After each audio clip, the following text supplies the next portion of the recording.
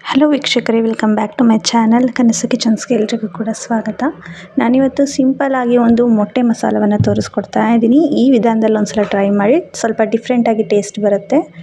ಫಸ್ಟಿಗೆ ನಾನಿಲ್ಲಿ ಫ್ರೈಡ್ ಮಾಡಿರುವಂತಹ ಆನಿಯನ್ನು ಮತ್ತು ಶುಂಠಿ, ಬೆಳ್ಳುಳ್ಳಿ, ಒಂದು ಅರ್ಧ ಕಪ್ಪಷ್ಟು ಗಟ್ಟಿ ಮೊಸರನ್ನ ಹಾಕ್ಕೊಂಡಿದ್ದೀನಿ. ಇಷ್ಟನ್ನು ಕೂಡ ಹಾಕ್ಕೊಂಡು ಕ್ಲೀನಾಗಿ ಪೇಸ್ಟ್ ಮಾಡ್ಕೋಬೇಕಾಗುತ್ತೆ.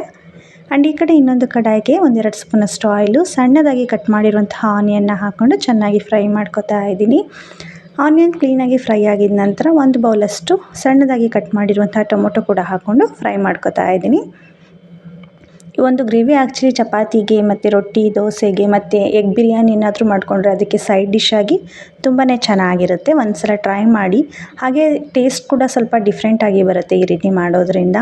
ಈ ರೀತಿ ಟೊಮೊಟೊ ಎಲ್ಲ ಕ್ಲೀನಾಗಿ ಸ್ಮ್ಯಾಶ್ ಆದ ನಂತರ ಇದಕ್ಕೆ ಅಚ್ಕಾರದ ಪುಡಿ, ಧನಿಯಾ ಪೌಡರು ಮತ್ತು ಸ್ವಲ್ಪ ಗರಂ ಮಸಾಲ ಪೌಡರು ಇಷ್ಟನ್ನು ಕೂಡ ಹಾಕ್ಕೊಂಡು ಫ್ರೈ ಮಾಡ್ಕೊತಾ ಇದ್ದೀನಿ.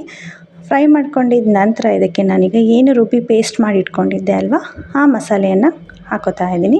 ನೀವು ಶುಂಠಿ ಬೆಳ್ಳುಳ್ಳಿ ಸಪ್ರೇಟ್ ಮಾಡಿ ಬೇಕಿದ್ದರೆ ಹಾಕ್ಬೋದು. ಶುಂಠಿ ಬೆಳ್ಳುಳ್ಳಿ ಪೇಸ್ಟ್ ಏನಾದರೂ ಮನೆಯಲ್ಲಿ ಎಕ್ಸ್ಟ್ರಾ ಇದ್ದರೆ ಅದನ್ನು ಹಾಕಿ ಜಸ್ಟ್ ಆನಿಯನ್ ಮತ್ತು ಮೊಸರನ್ನ ಗ್ರೈಂಡ್ ಮಾಡಿಕೊಂಡ್ರೂ ಕೂಡ ಆಗುತ್ತೆ. ಫ್ರೈಡ್ ಮಾಡಿರುವಂಥ ಆನಿಯನ್ ಮತ್ತು ಮೊಸರನ್ನ ಸಪ್ರೇಟಾಗಿ ರುಬ್ಬಿದ್ರೂ ಕೂಡ ನಡೆಯುತ್ತೆ.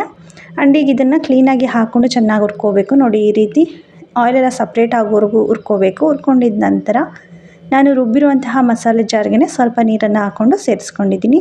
ಸ್ವಲ್ಪ ತೆಳುವಾಗಿ ಮಾಡ್ಕೊಳ್ಳಿ. ಅದು ಕುದ್ದಾದಮೇಲೆ ತಿಕ್ನೆಸ್ ಸ್ವಲ್ಪ ಚೇಂಜ್ ಆಗುತ್ತೆ, ಸ್ವಲ್ಪ ಗಟ್ಟಿ ಆಗುತ್ತೆ. ಆ್ಯಂಡ್ ಈಗ ರುಚಿಗೆ ಎಷ್ಟು ಬೇಕಷ್ಟು ನೋಡಿಕೊಂಡು ಸಾಲ್ಟನ್ನು ಹಾಕ್ಕೊಂಡು ಸ್ವಲ್ಪ ಕುದಿಸ್ಕೋಬೇಕಾಗತ್ತೆ.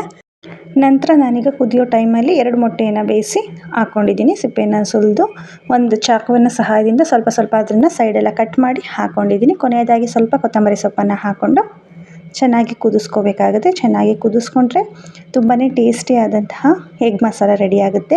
ಈ ರೀತಿ ಟ್ರೈ ಮಾಡಿಲ್ಲ ಅಂದರೆ ಒಂದು ಸಲ ಟ್ರೈ ಮಾಡಿ. ಟೇಸ್ಟ್ ತುಂಬ ಡಿಫ್ರೆಂಟ್ ಆಗಿರುತ್ತೆ, ಹಾಗೆ ಚೆನ್ನಾಗಿರುತ್ತೆ ಕೂಡ, ಎಲ್ರಿಗೂ ಇಷ್ಟ ಆಗುತ್ತೆ. ಯಾರಿಗೆಲ್ಲ ಈ ಒಂದು ರೆಸಿಪಿ ಇಷ್ಟ ಆಗಿದೆಯೋ ಪ್ಲೀಸ್ ಲೈಕ್ ಮಾಡಿ, ಶೇರ್ ಮಾಡಿ. ಹಾಗೆ ನಮ್ಮ ಚಾನಲನ್ನು ಇನ್ನೂ ಯಾರೆಲ್ಲ ಸಬ್ಸ್ಕ್ರೈಬ್ ಮಾಡದೆ ಹಾಗೆ ನೋಡ್ತಾ ಇದ್ದೀರೋ ಪ್ಲೀಸ್ ಸಬ್ಸ್ಕ್ರೈಬ್ ಮಾಡ್ಕೊಳ್ಳಿ. Thank you for watching.